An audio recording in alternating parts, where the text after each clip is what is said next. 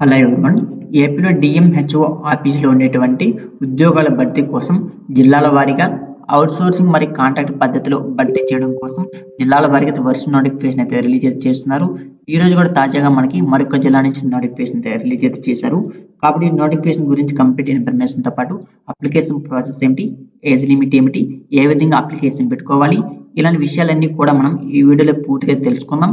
కాబట్టి వీడియోని ఫస్ట్ నుంచి ఎండింగ్ వరకు స్కిప్ చేయడం చూడకపోతే ట్రై చేయండి. సో ఇంకా లేట్ చేయకుండా వీడియోని స్టార్ట్ చేసేద్దాం. ఇక్కడ మీరైతే గమనిస్తే మనకి నోటిఫికేషన్ కూడా మనకి మెన్షన్ చేశారు.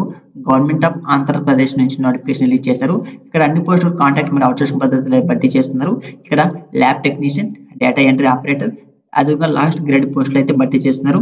ఏ పోస్ట్కి ఎన్ని వ్యాకెన్సీస్ అనేది క్లియర్ మెన్షన్ చేశారు, మీరైతే గమనించవచ్చును.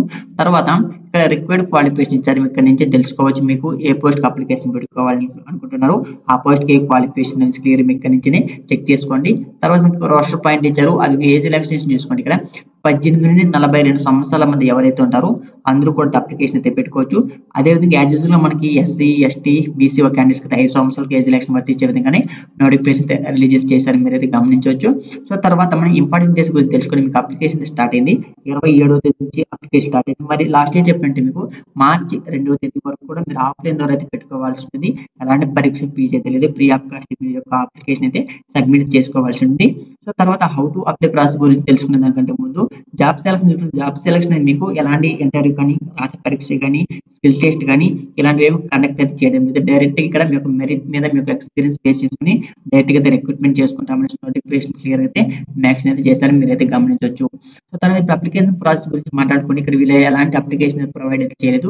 డైరెక్ట్ మీ దగ్గర ఏవైతే ఉన్నాయో ఎడ్యుకేషన్ క్వాలిఫికేషన్ సర్టిఫికేట్స్ ఏవైతే ఉన్నాయో మీకు ఒక 10th క్లాస్ సర్టిఫికేట్స్ కానీ, అదేవిధంగా 4th to 10th వరకు study certificate, caste certificate, EWS అయితే ఈడబ్ల్యూఎస్ సర్టిఫికేట్, సదరన్ సర్టిఫికేట్, ఎక్స్పీరియన్స్ సర్టిఫికేట్ ఇవన్నిటిని కూడా మీరు జిరాక్స్ కాపీస్ మొత్తం కూడా ఇప్పుడు నేను చెప్పి అడ్రస్ కి మీకు అప్లికేషన్ అయితే సబ్మిట్ చేసుకోవాల్సి ఉంటుంది.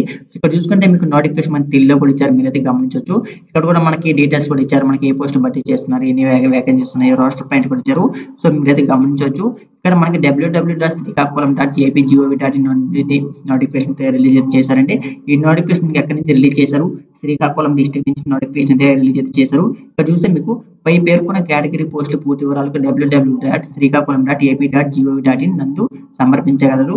అభ్యర్థులు దరఖాస్తు సమర్పించే గడువు తేదీ 28/2/2024 నుండి 2/3/2024 సాయంత్రం 5 గంటల లోపు దరఖాస్తు సమర్పించే వేదిక జిల్లా వైద్య మరియు ఆరోగ్య శాఖ అధికారి వారి కార్యాలయం శ్రీకాకుళం డిస్ట్రిక్ట్ లో మీ యొక్క అప్లికేషన్ సబ్మిట్ చేసుకోవాల్సి ఉంటుంది.